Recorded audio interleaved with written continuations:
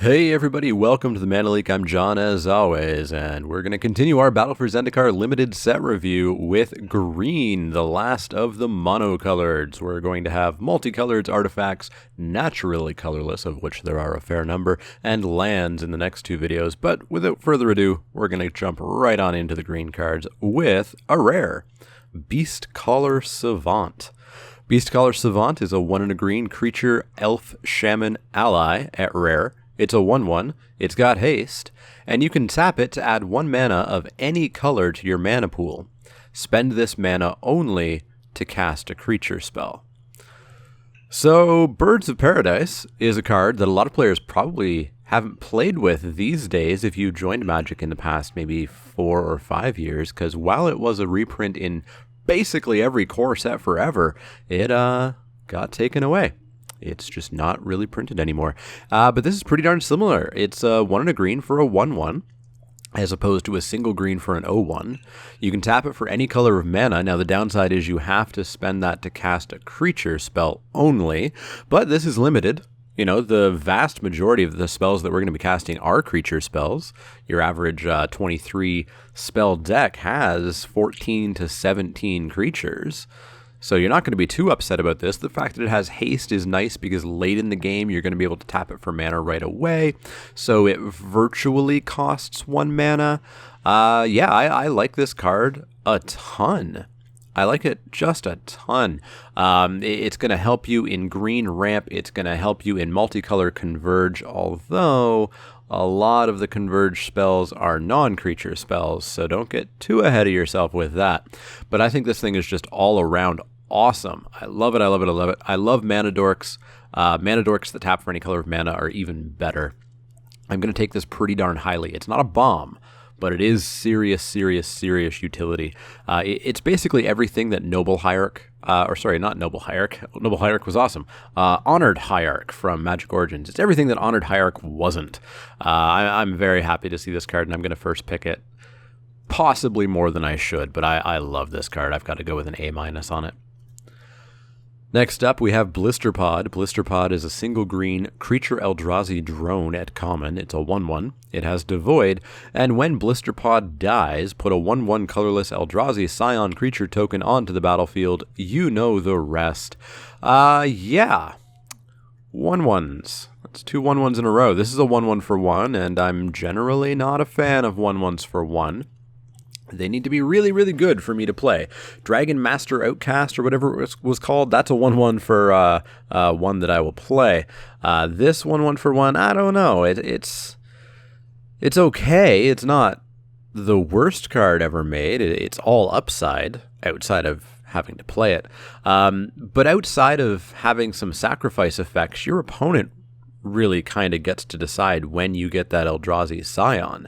They're going to be pretty okay to take 1 damage, 3, 4, 5 turns in a row before they finally kill this thing. So don't think that, I'm going to get an Eldrazi Scion token on turn 2 or turn 3 when I attack this into a 2/2. It's just not going to happen. Your opponent's going to know you want that to happen. So it's a bit inconsistent as to when you're going to get this ramp that you might get out of here. You have to play this 1/1 for 1. I'm kind of out on it. It's there if you need to. It's there if you really want to get into the ramp deck and you're not hitting the better cards. But I'm just going to start out a little bit out on this. I'm going to go with a C-. I think, as I said, it is playable if you need to, but I would rather play really any other Scion producer that I've seen so far rather than this one. Next up, we have Brood Monitor. This is a 4 green creature Eldrazi drone at uncommon. It's a 3/3. It's got Devoid, and it says when Brood Monitor enters the battlefield, put 3 1/1 colorless Eldrazi Scion creature tokens onto the battlefield. You know the rest. So 1/1 for 1, get a Scion token when it dies, or 3/3 for 6, and get 3 Eldrazi Scions immediately. Well, that's better. That's definitely much better. It's a little bit interesting, though, because, of course, the intent here is to ramp into the big Eldrazi. This guy wants to be in the big Eldrazi deck. But you're probably going to need to ramp into this giant chameleon monster thing first. Probably using Scions, which is then going to mean that you're not going to as effectively ramp off of 6 to 10 or 11 or whatever. Yeah, it kind of fights with itself a little bit. Now, it is a 6/6 for 6, virtually. You do get 6 power and 6 toughness here, so it probably can't be any cheaper or else the game would break. But it does fight against itself a little bit, unless this is your top end, I think. Yeah, I just don't like that I want to ramp into this, and most of my ramp is going to be single use, and then I'm going to have to kind of start over after casting this in order to get to the big things.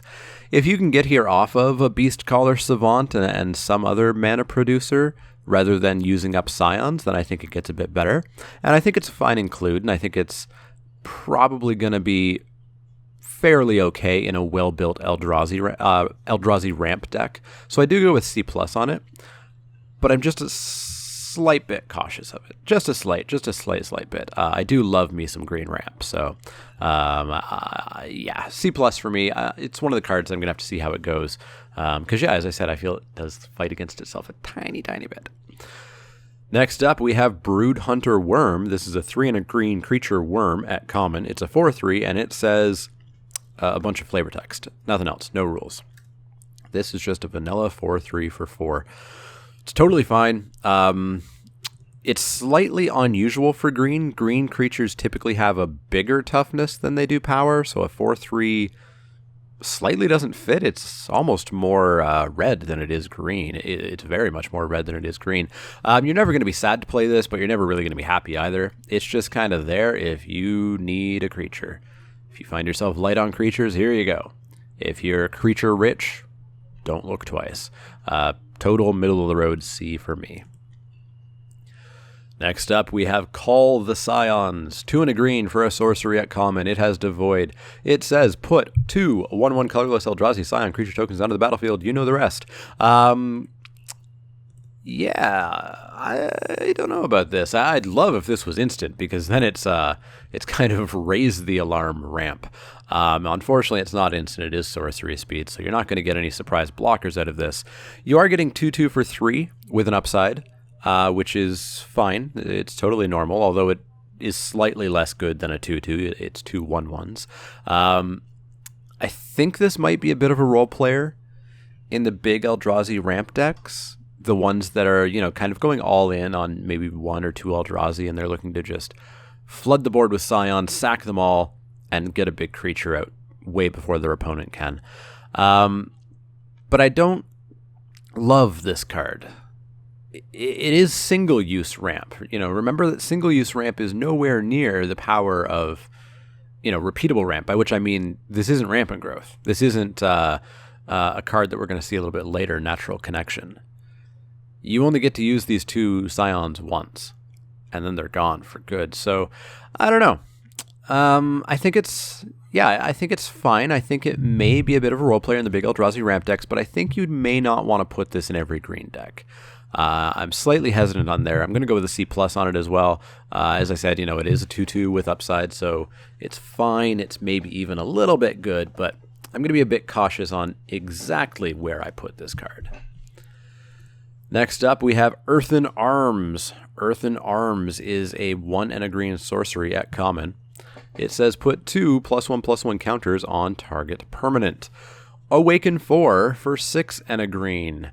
So, yeah, 2 mana, 2 counters. That's virtually Goblin Warpaint. Goblin Warpaint, of course, is an aura that gives +2/+2, and haste for that matter. So they're kind of the same. It's very easy to think of vanilla counter spells like this, and I mean +1/+1 counter spells, not counter spells, as auras, and that's what it basically is. And I would never play Goblin Warpaint outside of fringe cases, but we don't talk about that. We talk about the average. So I don't think I'd ever play this. Now, the Awaken cost, of course, makes this a little bit better. You can throw those 2 counters on the land that you're going to throw the 4 counters on. You can get yourself a 6/6 for 7 mana, which isn't amazing. It's not amazing at all. It, kind of passes the vanilla test, but the vanilla test falls off. We've had 10/10s before for 10, or even less in the case of Ghoul Tree, that just haven't been very good at all, because without trample or flying or some sort of effect, they just get chump blocked for forever. So I would not really want to go all in on making a 6/6. And I would never play this as +2/+2 for 2. So ultimately, I just think this feels way too weak for me. In general, I think awakened spells need to be really playable on the non-awakened side in order for them to be good. I would never play a spell that is bad or that I just don't like just because it has awaken on it. And this is one of them. I've got to go with a D+ on it. I'm pretty darn out on it.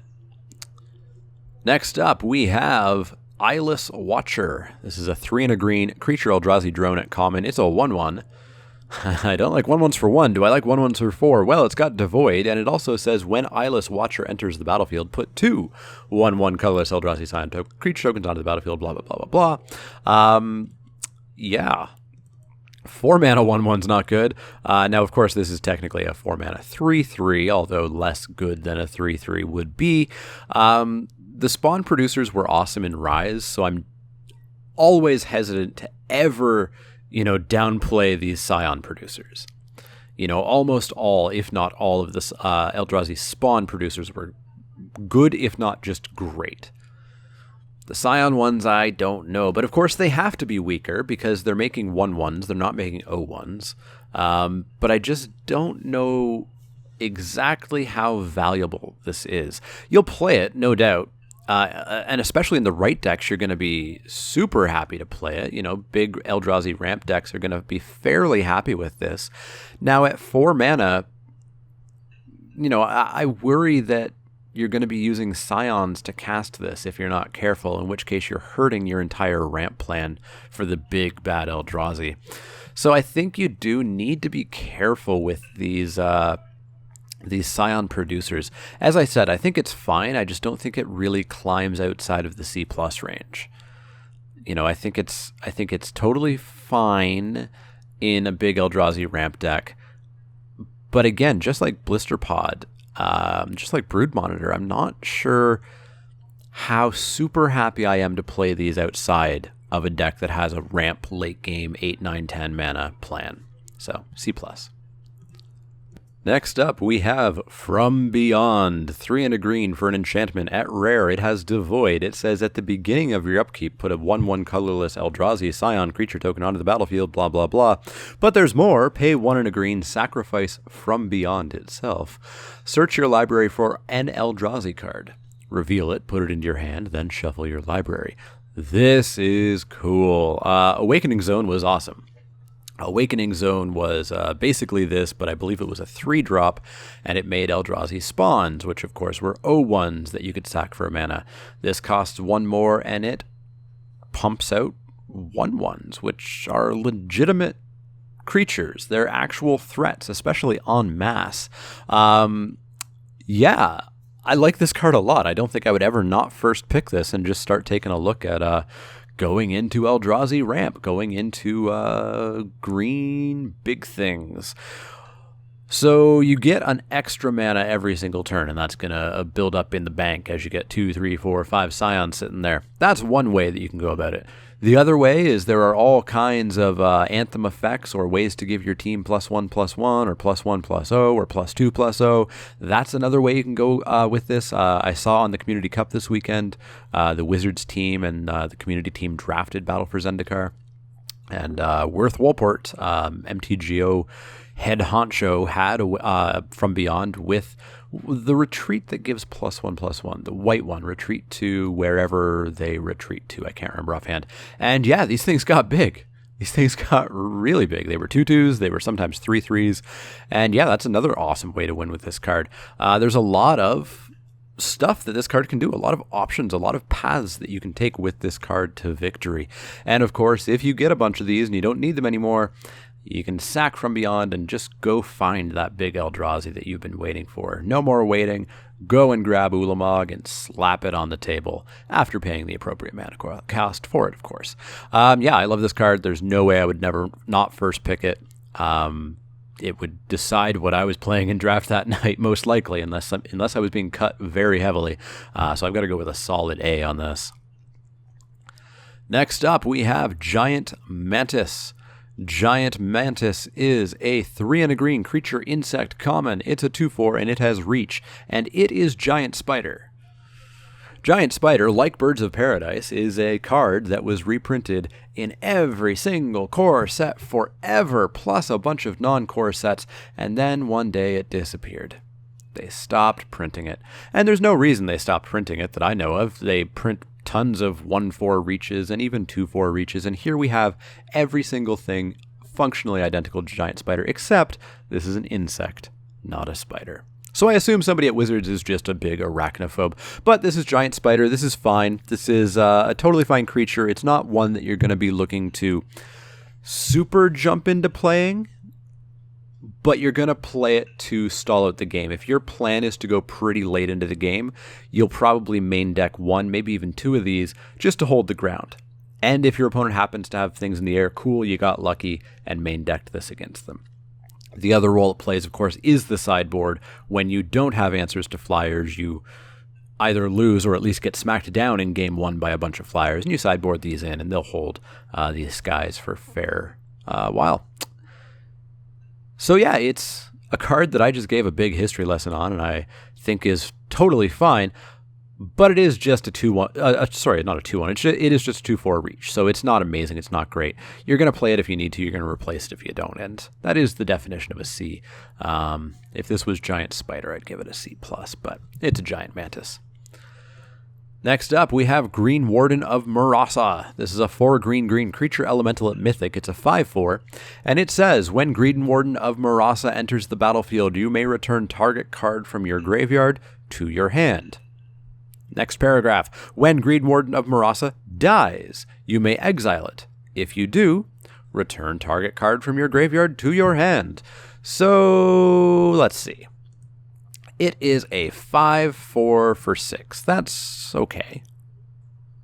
It's okay. It's not great. But it's all right, I guess. But it's got 2 regrowths on it. Regrowth is a goodish card. I tend to like it in Cube, but of course in Cube, I tend to love almost every card in my deck, so getting almost guaranteed a card that I love back off of Regrowth is fine. Now in Battle for Zendikar draft, in Comms draft, in a normal set draft, you don't love every card in your deck. You play them because they're fine, or even worse, you have to, but you don't love them. So Regrowth does fall off a little bit in most sets. But the fact that this is 2 regrowths on a 5/4 is fine. You know, it's totally fine. And especially because there are green ramp options to get this out slightly early. You can even do some really cool shenanigans. Maybe get back a Call of the Saiyans and recast that and get even more and ramp even harder. You can get back any important creatures that died. You can get back any important spells that died. There's a ton of stuff that you can do with this. And the fact that it is 2 regrowths stuck on a 5/4 make me fairly happy with this. I don't think I'm ever going to pass it. The only thing that would make this better if there was some evasion, some trample, or even some sort of cool ability while it was on the board. I'm going to go with A- on it. I do think it is first pickable. Definitely try to build around it as well. You want some enter the battlefield effect creatures. You want some good spells. Generally, you want good stuff, which is a solid draft strategy anyways, but I'm going to go with A- on this. Next up, we have Infuse with the Elements. 3 and a green for an instant at uncommon. It's got Converge, and it says put X +1/+1 counters on target creature, where X is the number of colors spent to cast Infuse with the Elements. That creature gains Trample until end of turn. I was ready to say that this is really bad. I was ready to say, this is so similar to Earthen Elements. It's, getting on average 2 +1/+1 counters, except I'm paying 4 for it instead of paying 2. But then I realized this is Dragonscale Boon without the on-tap effect. Dragonscale Boon was the exact same card here. It was 2 green instead of 3 and a green. I think it might actually have been 3 and a green. But you got to on-tap the creature in addition to getting 2 +1/+1 counters. 2+1/+1 counters just on their own isn't that awesome. At sorcery speed, it is literally just an aura. At instant speed, it turns into a combat trick, which you would play some combat tricks here and there, but it turns into a combat trick that sticks around, and that turns out to be way better because you end up winning combat with it, and then the effect just sticks around. The trample's a little bit unfortunate because I feel like I will more often be playing this on defense. My opponent will be attacking in, expecting to trade or even just to get in for some damage, and surprise, my creature's +2/+2 kills your guy, and he's just permanently +2/+2. But the trample is not going to do anything on defense, so that sucks a little bit. But there will, of course, be cases where you do use this on offense. You attack into a board, clearly telegraphing, I assume, you attack your 2/2 into their 2/2. With 4 mana up, they're going to assume you have something if they're a good Magic player. So it's not amazing on the offense, but I do like it on the defense, and I do think it is ultimately fine. I'm not even going to pretend that I'm going to get 3 counters off this or 4 counters off it. If I do, wow, that's awesome. This card becomes really good if I can actually do that. But I'm just going to assume that it is a Dragon Scale boon that's slightly less good. So I am perfectly happy to give this a C, and I'll play 1, maybe even 2, probably not, just because it is a 4 casting cost combat trick. Next up, we have Chatty Offshoot. This is a single green for a creature plant at uncommon. It's an 0/3, it's got Defender, and it has landfall. Whenever a land enters the battlefield under your control, you gain 1 life. Pure sideboard card to me. 0/3 isn't even really big enough to hold off aggression. It'll hold off their 2-drop, and that's about it most of the times. It's certainly no Guardians of Meletis or whatever the white wall is that we have this time, Stonewall or something or other. It's not going to hold the ground all that much. The 1 life gain off of a land drop is going to be okay as well. That may help out against aggro a little bit as well. And I've seen some people do this already. Please don't conflate landfall with something that happens every turn. Certainly feels like every turn you play a land in a game of Magic, but you most certainly do not. There are plenty of turns where you don't play a land. So do not look at landfall as, every turn this is going to happen. It's not. This doesn't really seem that great to me. I would prefer to keep this in the board all the time, and I'd only board it in if I'm really desperate. If I didn't get some other big beefy blocker to hold the ground, I would grudgingly put this in, but I don't really want to. So I've got to go with a D on this, maybe even a D-. Next up, we have Lifespring Druid. This is a 2 and a green creature elf druid at common. It's a 2/1, and it says tap, add 1 mana of any color to your mana pool. We don't just get 1 Birds of Paradise this set, we get 2. This is worse than Birds of Paradise. It's a 3-drop, not a 1-drop. It's a 2/1, so I guess it can attack. I guess that's sort of an upside, but of course that's why we have to pay more, because it's technically a threat, but a threat that you're never really going to attack with.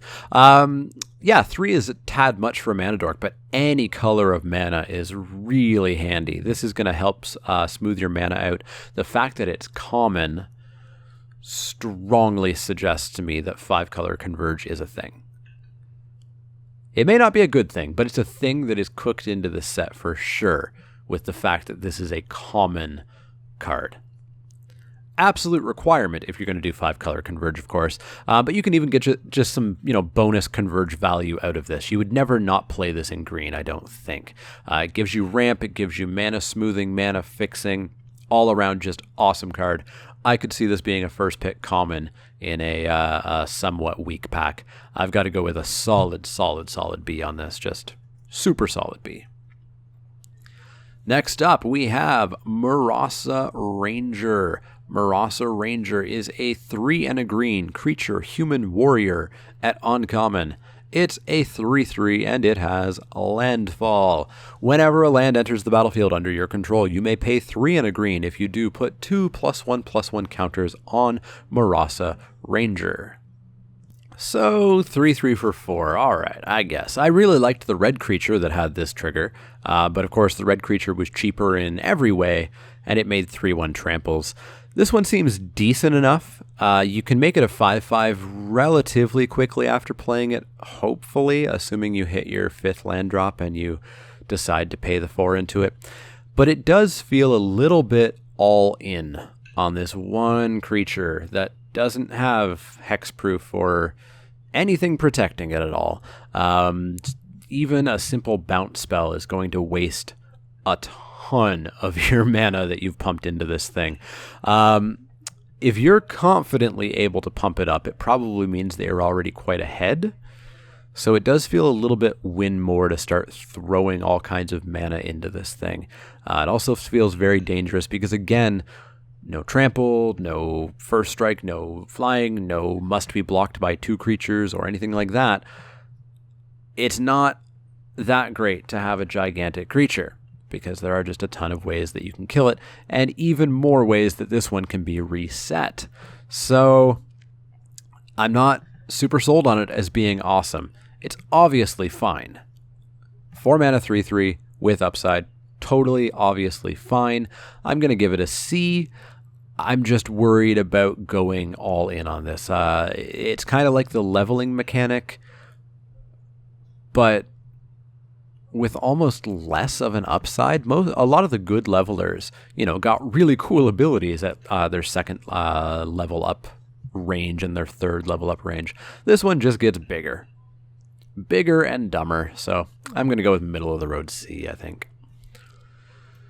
Next up, we have Natural Connection. This is a 2 and a green instant at common. Search your library for a basic land card, put it onto the battlefield, tapped, then shuffle your library. This is Rampant Growth for 1 more at instant. That's really good. Slightly sucks that it is 3 mana. 2 mana is kind of the absolute best spot for a ramp spell. You're not probably going to do too much on 2 mana. So getting another land that you shouldn't have in a normal game of Magic just seems awesome. 3 mana is where you tend to start to do things, where you tend to start to establish your board. So taking the turn off does hurt a little bit. But this format's going to be a bit slower. Be careful. I don't think it's going to be Rise of the Eldrazi slow. I think it's going to be less than that. I think it is going to have some surprisingly fast decks. So be careful. Don't just, don't take 7-8 drops as your plan to win the game. But I think ultimately this is going to be totally fine. It is also going to get you one of those rare on your opponent's turn landfall triggers, which can totally shock somebody. Yeah, I'm not too upset by the fact that this costs 3 mana. That is me just sort of waxing nostalgic about the good old days of ramp. So I think it is super fine, and almost required card, I think, for the big ramp decks. So I'm actually going to go with B- on it. I think it could be a lot of fun, and I'm going to get so blown out so many times by the surprise landfall trigger off of this. Next up, we have Nissa's Renewal. This is 5 and a green for a sorcery at rare. Search your library for up to 3 basic lands, put them onto the battlefield tapped, shuffle your library, and hey, gain 7 life. Why not? I don't like this. You don't really want to ramp on turn 6. Turn 6 just is not the place for ramping. Turn 6 is where the ramp has happened, and you're casting the big things. Yeah, and not only that, if it's anything like Rise of the Eldrazi, not every deck is going to have or want to play big giant things. Big giant things are on the the set art, they're on the box, they're on the booster packs, but they're not going to be in every deck. I think this only fits in the oh my god Eldrazi deck, and even there I don't think it's great. Take it if you need it, but make sure you need it. Yeah, this is one of those cards where I don't think it's very good, and I don't even want to give it a try. I want to let somebody else give it a try and discover it's bad. 6 mana is just so much. Going from 6 to 9, plus gaining 7 life for some reason, I don't know, it just doesn't sound good. In a lot of formats, and I think even in this format, you're going to be looking to ramp into your 6-drop, and ramping into your ramp That's too many ramps. You need to have something on the board at some point that's not land, so I've got to go with a D on this one. Next up, we have Oran Reef Hydra. This is a 4/green creature Hydra at rare. It's a 5/5. It's got trample. It's got landfall. Whenever a land enters the battlefield under your control, put a +1/+1 counter on Oran Reef Hydra. If that land is a forest, put 2 +1/+1 counters on Oran Reef Hydra instead. So, yeah, don't get into best case scenario mentality too much with this. It's a 5/5. It's going to get 1 or 2 +1/+1 counters, not every turn, but some number of turns. But we're on turn 6. On average, you're going to hit 7, 8, 9 lands if you're lucky. So this isn't going to be a 20-20. This isn't going to be a 15-15. Maybe a 9-9. That might be a little bit more accurate. So don't get too magical Christmas land about just how big this thing is going to get. Now it does have trample, which is of course the big thing that I always talk about. I talk about having a big 9/9 with nothing on it is actually not all that good. Having a 9/9 with trample is fantastic because yeah, they can jump block and they're still going to take a whole lot of damage on every single jump block. So this card's totally fine, absolutely. At 6 mana, I think it's pretty darn fine as well. I don't know if it's the best of this cycle. I do really like that red dragon, and I'm not a big fan of the white angel that everybody else is a big fan of, so we'll have to see how that shapes out. But I think this is probably the best one, or one of the best ones. I'm not sure where I fall on it. I think it's fine. I think it's super playable. 4 green is going to be probably fine in this format, especially in green. You know, the other colors may have a little bit of a problem getting up to that level. Yes, they'll have Saiyans available, maybe, but I think green is the deck where this is just kind of, yeah, of course I'm going to get to 4 green, and go off from there. So I think it's totally fine. B+, I think it is first pickable, whereas the other ones, I am not totally sold on them being first pickable, but I want to play with it. I want to see how it goes. Next up, we have Oran Reef Invoker. This is a 1 and a green 2/2 creature human shaman at common, and it's the other Invoker we get. We don't get a full cycle of these, but we do get a red one and a green one. Pay 8 colorless mana. Oran Reef Invoker gets +5/+5 and gains trample until end of turn. This is a huge downgrade from Wildheart Invoker. Wildheart Invoker was a 4/3 for 2 green, and for 8 colorless mana, you could give +5/+5 and trample to target creature. Anything you wanted. 5/5 trample. Plus, there was a dinosaur on the card art. Dinosaurs are cool. Yeah, Wildheart was really good because you got to 8 mana and you gave your flyer +5/+5 and trample. You gave your 5/5 that you have on the board +5/+5 and trample. This you have to give the 2/2 +5/+5 and trample. It's going to make a 7/7 trample, which is fine. It's still fine, but it's not as super game ending as giving your 5/5 trample or giving your 3/3 flyer trample or whatever you were giving with the Wildheart Invoker. So I don't like it nearly as much as Wildheart Invoker. It is still okay, and of course in green you're going to hopefully be ramping, and that 8 is not remotely unattainable at all. But it is a downgrade from Wildheart, and it's not going to be as playable. It is a 2/2 for 2, so worst case scenario, we're giving it a C. I guess I like it enough to give it a C+. I was hesitant on there. I actually have it listed as a C in my spreadsheet, but I'll give it a C+. It is a 2/2 for 2 with an upside. That upside's going to take a while, and it's not game-ending, but it will be after a little while, I suppose. So C+. Next up, we have Plated Crusher. Plated Crusher is a 4 green creature beast at uncommon. It's a 7/6. It has trample. It has hexproof. I hate hexproof. I hate hexproof more than anything. I think it's one of the worst things in the game. I hate Shroud more, but at least Shroud is fair because you can't target your own creature with things. Hexproof makes for a really uninteractive mechanic. So thankfully, they don't produce it very much anymore, and when they do, they make it typically either very prohibitive or on a really weak creature. This is not a really weak creature, so they made it cost prohibitive. 4 green is a casting cost. 7 mana, 3 of it having to be a specific color is a problem. Even in green, with ramp to help it out, this casting cost is going to be a little bit of a problem. Now, when it does hit the table, there's going to be groans from the other side of the store because there's a 7/6 that I can't touch. I'm going to have to probably double, if not triple block in order to kill this thing, in which case it's a really, really good removal spell. 3 creatures for 1 card. But that casting cost, boy, am I hesitant about it.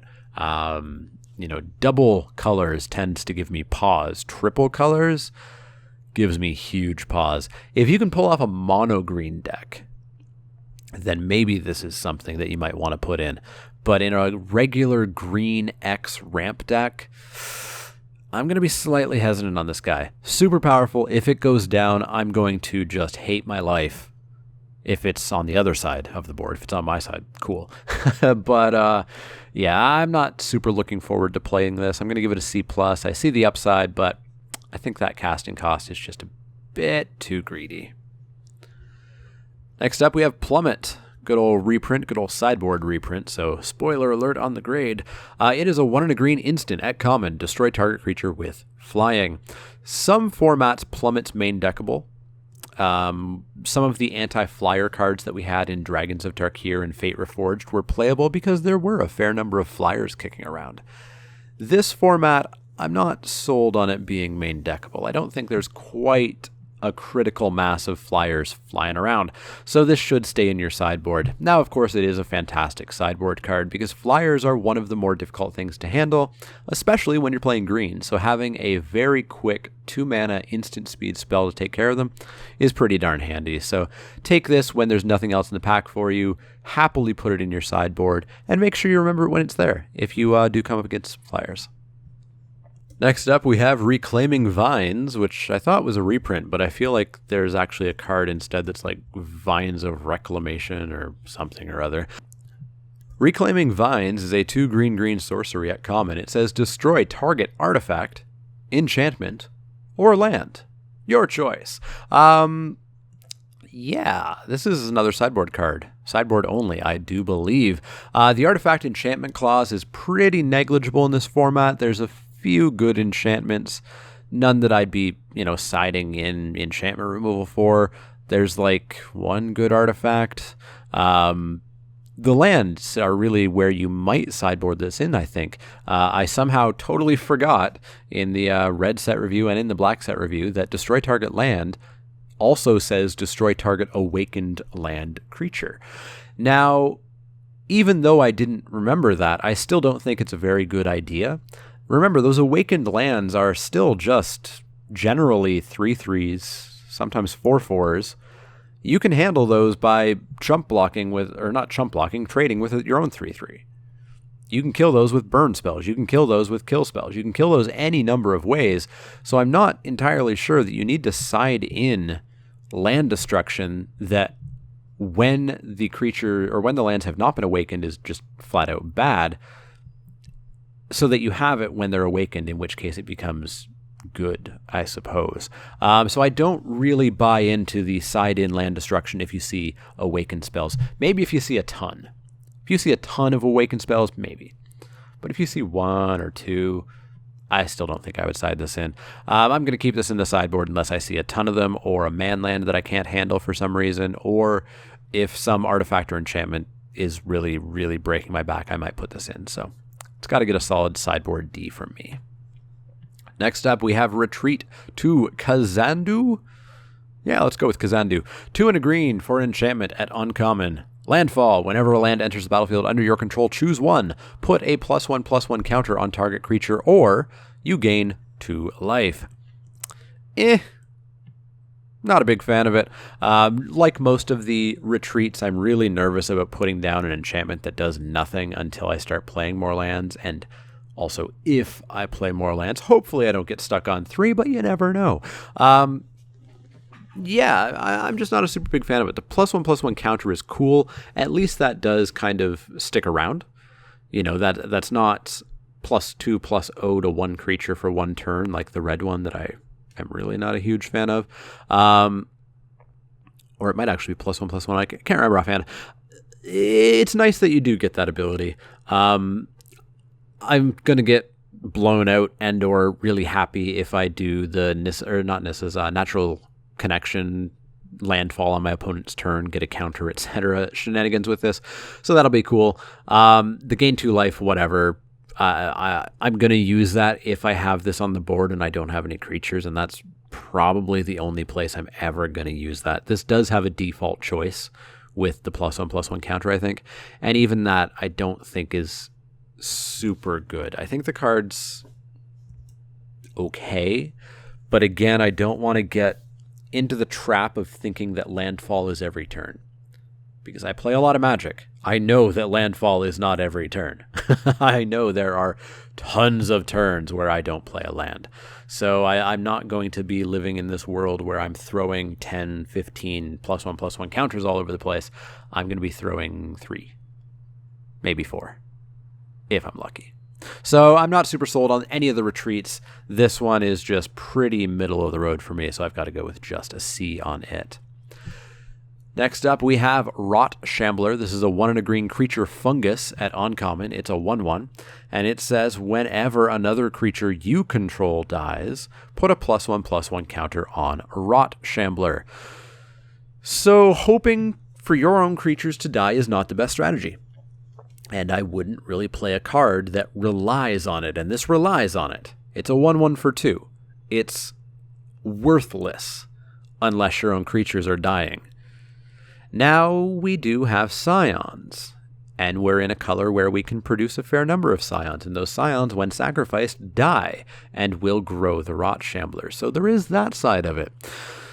So I think this has to fit into a specific deck. I think this needs to go into a deck with a number of Scions, and or it needs to go into a deck that has black and has altars, reap, and sack outlets and things like that.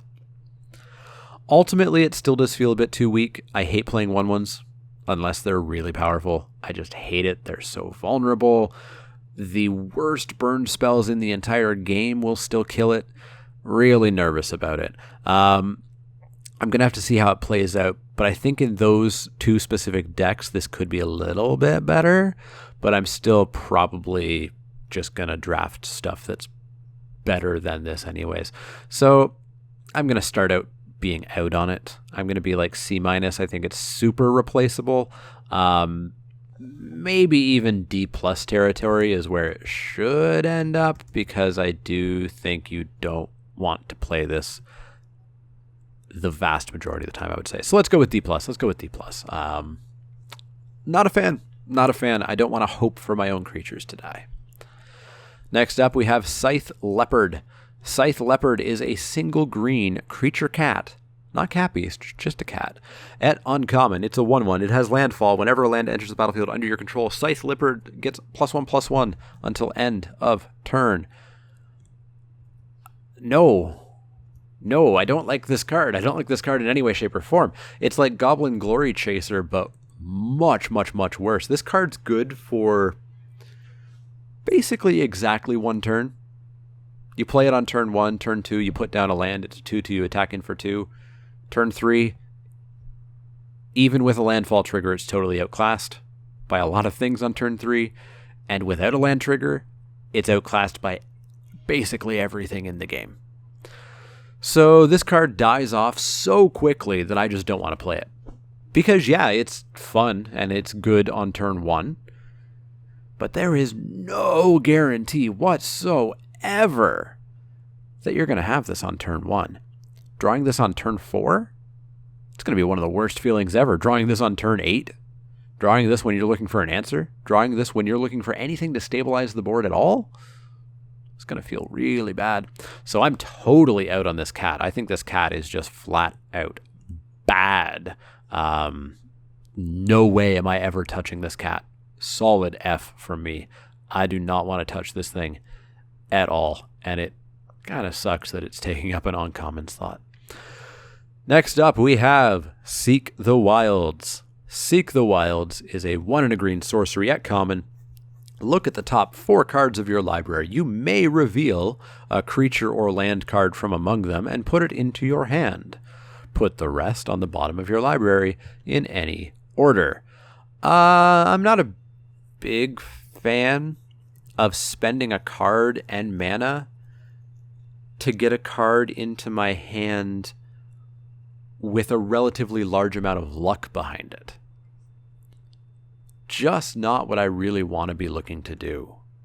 Now, you are fairly likely to hit something off of this. It's going to be pretty bad luck for you to hit 4 non-creature spells. So I don't think you're going to whiff on this very often at all. But you have no control over what you're going to get into your hand. Yeah, I really don't like randomness. I don't like inconsistency. I don't play Hearthstone for a reason. Yeah, I feel like this is just going to be a waste of turn for very, very little benefit, plus a waste of a card slot. Not what I want to be doing. I'm so out on Seek the Wilds, I've got to give it a straight up D. I feel like it has some minor applicable places, and yes, sometimes it will do something for you. I don't feel like it's a stone cold F, but I feel like it's a slightly less cold D. Let's go with that. Next up, we have Snapping Gnarlid. This is a 1 and a green creature beast, but not a cat. At common, it's a 2/2. It's got landfall. Whenever a land enters the battlefield under your control, Snapping Gnarlid gets +1/+1 until end of turn. This is so much better than Cythe Leopard. It's hilarious, and it's the common. So much better. It's a 2/2 for 2. I'm going to play it regardless. The Leopard's a 1/1 for 1. Never going to touch that ever. Ever. Those stats never. 2/2 for 2, always. A good number of times it's going to be a 3/3. Probably, unless I kept a sketchy hand, it's going to be a 3/3 the turn after I play it on turn 2.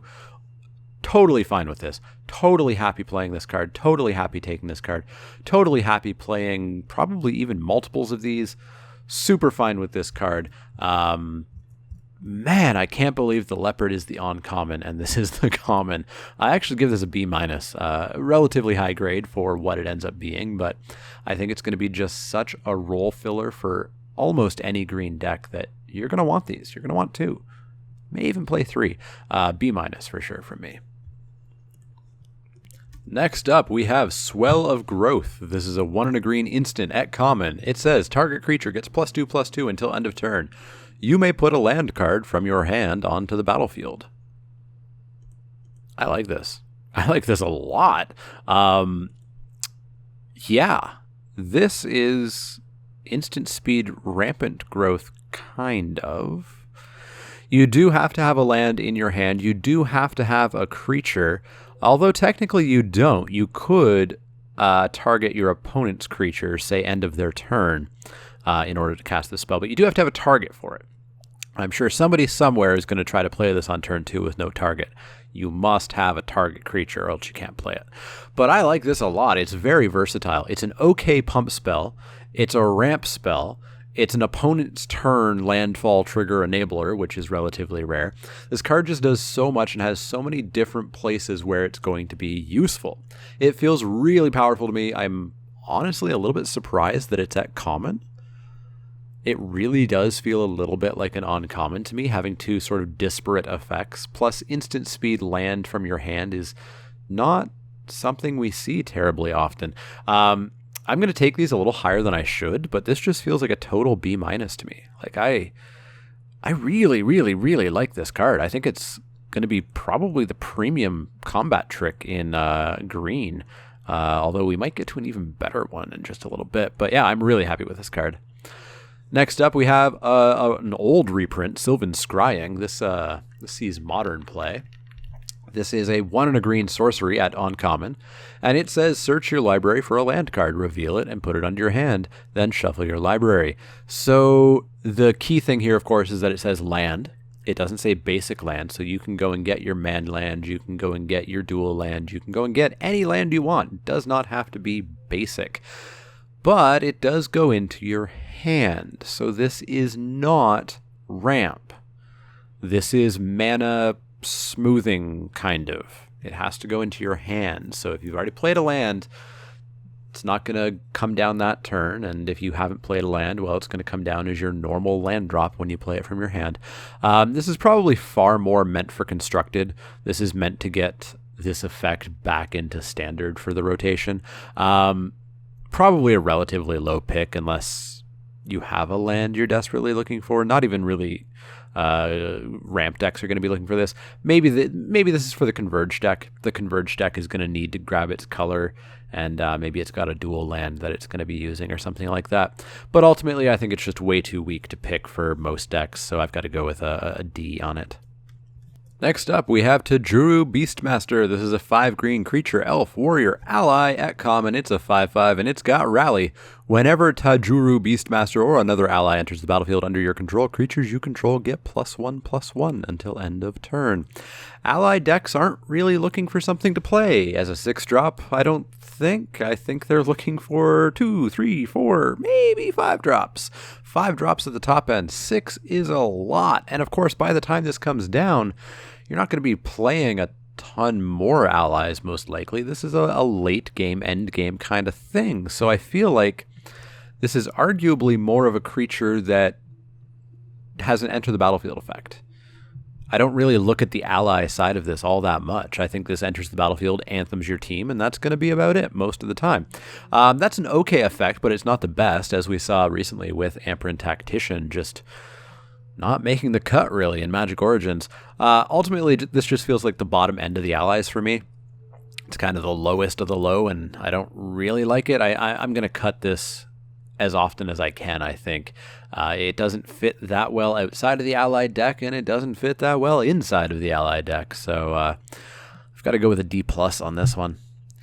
Next up, we have Jeru Starwort. This is a 2 and a green creature elf scout ally at common for an 0/1. That sounds bad, but it has Converge. Jeru Starwort enters the battlefield with a +1/+1 counter on it for each color of mana spent to cast it.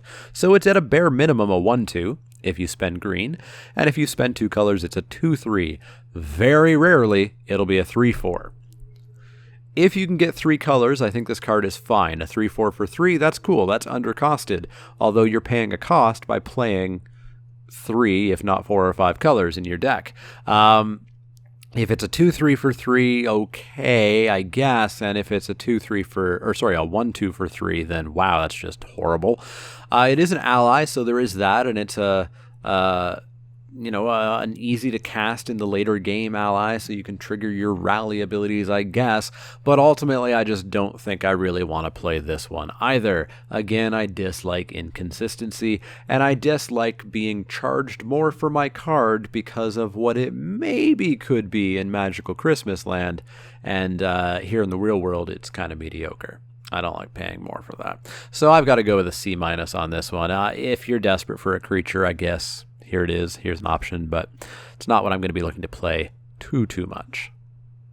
Next up, we have Jeru Warcaller, 3 green for a creature, elf, warrior, ally. At uncommon, it's a 2/1. It's got Rally. Whenever Jeru Warcaller or another ally enters the battlefield under your control, creatures you control get +2/+2 until end of turn.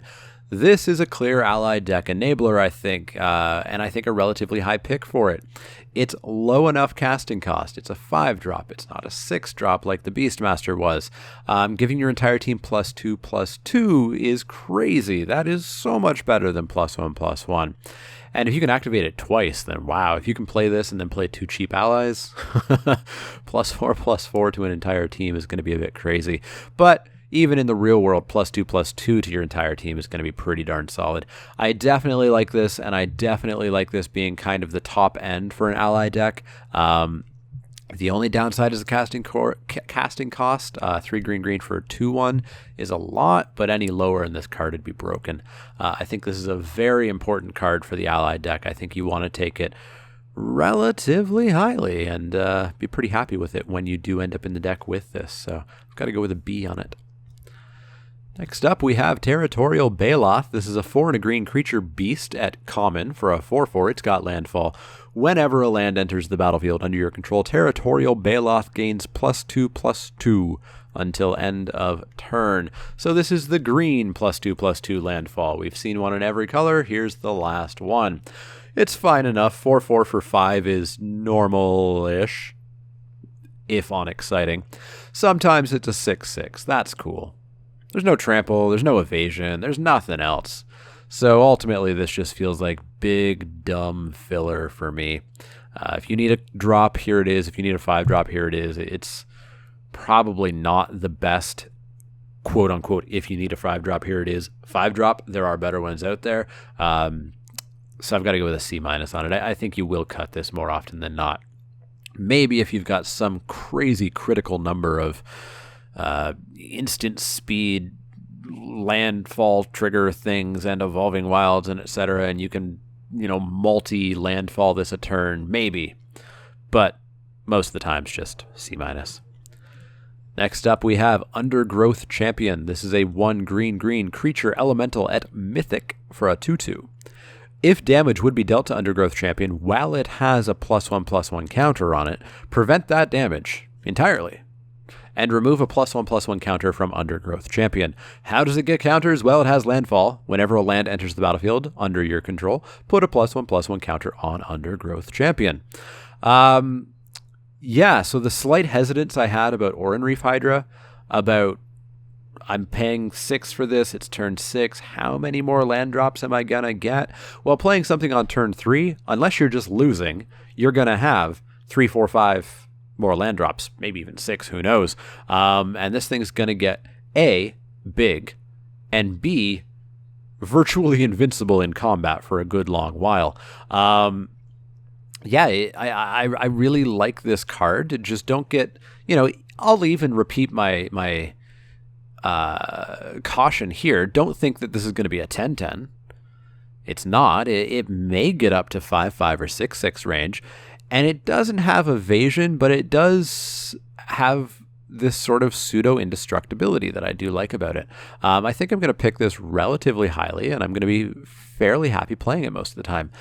It does get significantly worse in the late game, however. Playing this as one of your last few plays, or playing this when you really need something to stabilize the game, this isn't going to do it. So there's a definite slight hesitancy keeping this out of the A range, I think, but I am going to give it a B+. I do think it is a good card, and I think it's fantastic if you do get it down on that turn 3. Next up, we have Unnatural Aggression. This is 2 and a green for an instant at common. It has Devoid, and it says target creature you control fights target creature an opponent controls. If the creature an opponent controls would die this turn, exile it instead. You didn't think we weren't going to have a fight card in this set, did you? I did. As I was rating these cards alphabetically, I was worried that we weren't going to have one, but here it is, and it's really, really good. This feels super premium to me in green. Instant speed fight for 3 is really good.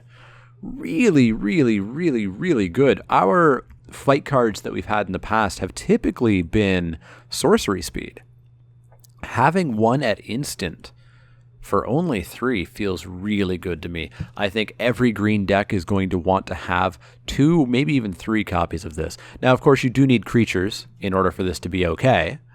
This isn't going to take you from behind when your opponent swept your board, but you're in green, you're going to have creatures, so I think this is just super premium. I think it's close-ish to first pickable, although not quite there, because there is that, of course, requirement that you do have creatures. There's, it's not Lightning Bolt, it's not Doomblade, but it's pretty darn close, and it's the closest that green ever gets for sure. So I've got to go with just a solid B+ on this. I think this is a great card, and I'm totally happy to have 1, 2, maybe even 3. Next up, we have Void Attendant. Void Attendant is a 2 and a green creature Eldrazi processor at uncommon, and it's a 2/3. It has Devoid. It also says pay 1 and a green and put a card an opponent controls from exile into that player's graveyard in order to put a 1/1 colorless Eldrazi Scion creature token onto the battlefield, blah, blah, blah, blah, blah. Now this I really like. I really like the processors who get to repeatedly process. Making a Scion for that process I think is pretty darn good as well. 3 mana for a 2/3 makes this kind of playable anyways. If you can get some ingesting going on or some other exiling effects, then you should be able to ramp into your big Eldrazi pretty handily with this. I think this is going to be really, really good in the ingest process deck if it exists. Unfortunately, that does look like it's a little bit more of a blue-black thing. Now, there are processors in all colors but white, of course, but the majority feel like they're blue-black. So I'm not super sold on how this green one fits in, but we'll have to see. But I'm excited to give it a go. I think it could be a good bit of fun. I'm going to give it a B-. And now the final card we have for green is Woodland Wanderer. This is a 3 and a green creature elemental at rare for a 2/2. It has Vigilance, it has Trample, it has Converge. Woodland Wanderer enters the battlefield with a +1/+1 counter on it for each color of mana spent to cast it. So it's a 3/3 for 4 at a minimum. More likely, it's going to be a 4/4 for 4. Super rarely, super rarely, it might be a 5/5 or a 6/6, but unlikely, let's say. So yeah, bare minimum 3/3 Trample Vigilances for 4 is fine, totally fine, and it's much more likely that this is going to be a 4/4 Vigilance Trample most of the time, which is super fine. The further cases of 5/5, 6/6 are more dreamy, as I said, so don't really think about those too much, but all told, this just seems like a solid creature to me. It's not a bomb, except maybe in the 5-color Converge deck, but it is good. It's in no way first pickable, and I think it's only really a rare because it has that Converge on it. I think if it was just a 3/3 or a 4/4 with Vigilance and Trample, it would be more uncommon-y. Yeah, I don't think this is ever really first pickable, but highly takeable, you know, 3rd, 4th, 5th pick. Much more highly, of course, if you've already dedicated yourself to converging. I'm going to give it a solid B. I think it's really efficiently costed for what it is. Not going to just, you know, shut down the game, but it is going to do a good bit of work for you. So straight up B from me. And that's going to wrap it up for green. Green looks rampy. Green, of course, like every set that has ever even slightly been able to have 5-color good stuff, is the color in this set that, you know, supports 5-color good stuff. And of course, there is a dedicated 5-color good stuff keyword, or that's not technically a keyword, it's an ability word this time around. So I'm super excited to give the 5-color deck a try. Obviously, this is where ramp lives as well, which is going to ramp you into the big Eldrazi. All kinds of fun, niche, mechanic-based decks that I think are going to be really fun to play, and I hope are going to define this set. I'm hoping for Innistrad 2.0 with this set here. Some cards I super want to play with, Beastcaller Savant, just to get that feeling of playing with a Birds of Paradise again, even though it's not exactly. Green Warden of Murasa, I definitely want to see how it plays out. And I'm even excited just for Natural Connection. Just for instant speed, rampant growth. I'm excited to give that a go. But hopefully you guys enjoyed this video. There's going to be 2 more, as I said. Tomorrow will be the first half of the miscellaneous cards, and the day after will be the second half of the miscellaneous cards. That includes the various naturally colorless cards, mostly Eldrazi, the artifact cards, the land cards, and the surprisingly large amount of multicolored cards that are in this set. But as always, if you have any questions, comments, or suggestions, you can find me on Twitter at @TheManaLeak. That's L-E-E-K, like the vegetable, not the card. You can also find me on Facebook at facebook.com/TheManaLeak.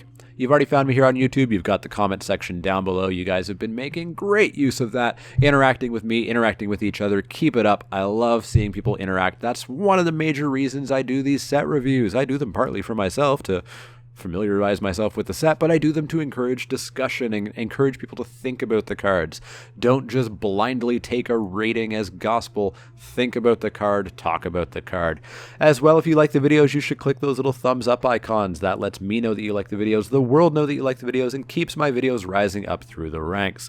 Finally, if you haven't subscribed, you should. There's a button below each video. There's one in the outro of each video, and clicking that will keep you posted on all the latest Crack-A-Pack Tuesdays, Wacky Wednesdays, Spiky Saturdays, and as soon as the next set review videos go up. You want to make sure you're the first to see those, so make sure you do subscribe. Finally, as always, if you have any questions, comments, or suggestions, let me know. Otherwise, I will see you all tomorrow.